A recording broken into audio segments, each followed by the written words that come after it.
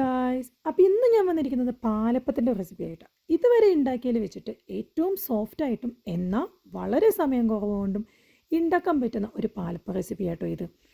ഇതുവരെ ഉണ്ടാക്കിയതിൽ വെച്ച് best ever എന്നും വേണമെങ്കിൽ പറയാം. അപ്പോൾ ഞാനിപ്പോൾ ഇവിടെ എടുത്തിരിക്കുന്നത് 2 കപ്പ് പച്ചരിയാണ്. പച്ചരി ഞാൻ ഇഡ്ഡലി റൈസാണ് എടുത്തിരിക്കുന്നത്. അത് കഴുകി ഞാൻ വാരിയെടുത്തു.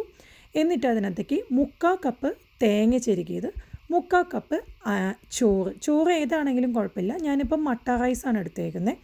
അതിനകത്തേക്ക് 4 ടേബിൾ സ്പൂൺ പഞ്ചസാര ഇട്ടു. പിന്നെ നമുക്ക് ആവശ്യമുള്ളത് കുറച്ച് ഉപ്പാണ്. ഏകദേശം 1/2 ടേബിൾ സ്പൂൺ ഉപ്പ് എടുത്തിട്ടുണ്ട്. പിന്നെ ഒരു 1/2 ടേബിൾ സ്പൂൺ ഈസ്റ്റ്. എൻ്റേത് ഇൻസ്റ്റൻറ്റ് ഈസ്റ്റാണ്.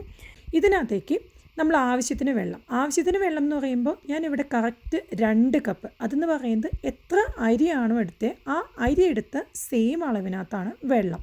എന്നാലാണ് കറക്റ്റ് അതെല്ലാം കുതിർന്ന് ഒരുപാട് വെള്ളമാവാതെ ഇരിക്കുകയുള്ളൂ. ഇനി നമുക്ക് അരയ്ക്കുന്ന സമയത്ത് ഒരുപാട് കട്ടിയാണെന്ന് തോന്നുവാണെങ്കിൽ അപ്പോൾ കുറച്ച് വെള്ളം ഒഴിക്കാം. പക്ഷേ ഇപ്പോൾ നമ്മൾ സോക്ക് ചെയ്ത് വെക്കാൻ വേണ്ടി 2 കപ്പ്.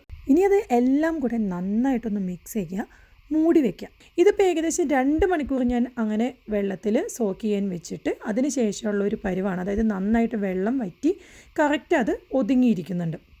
ഇനി നമ്മളത് അരച്ചെടുക്കാൻ വേണ്ടിയിട്ട് എല്ലാം കൂടെ ഒരു ബ്ലെൻഡറിലേക്ക് മാറ്റാം.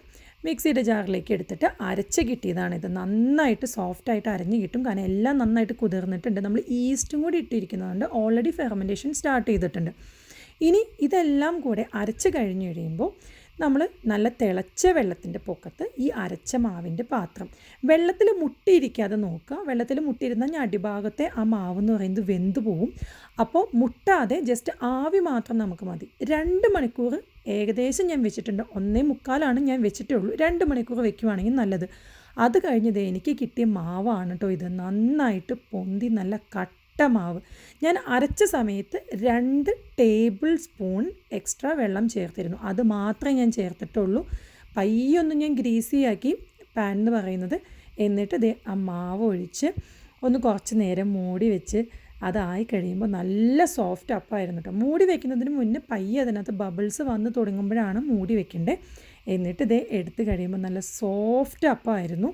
പാലപ്പത്തിൻ്റെ പാത്രമുണ്ട്, പക്ഷേ ഞങ്ങളുടെ ഇൻഡക്ഷനിൽ വെക്കാൻ പറ്റാത്തതുകൊണ്ട് തൽക്കാലത്തേക്ക് ഒരു കൊതി മാറ്റാൻ വേണ്ടി ഇതെങ്ങനെ പരത്തിയാണ് ഞങ്ങളെടുത്തത് എന്തായാലും. പക്ഷേ ഇത് പാലപ്പത്തിൻ്റെയിലും എടുക്കുകയാണെങ്കിൽ നല്ലതായിരിക്കും. അപ്പോൾ എല്ലാവരും ഒന്ന് ട്രൈ ചെയ്യുക. ഞങ്ങൾ കഴിച്ചത് മുട്ടക്കറിയുടെ കൂടെയാട്ടോ. അതിൻ്റെ റെസിപ്പി വരുന്നുണ്ട് അടുത്ത വീഡിയോയിൽ. അപ്പോൾ ഒന്ന് ട്രൈ ചെയ്തിട്ട് അഭിപ്രായം പറയണേ. നെക്സ്റ്റ് വീഡിയോയിൽ കാണുന്നവരെ ബായ്.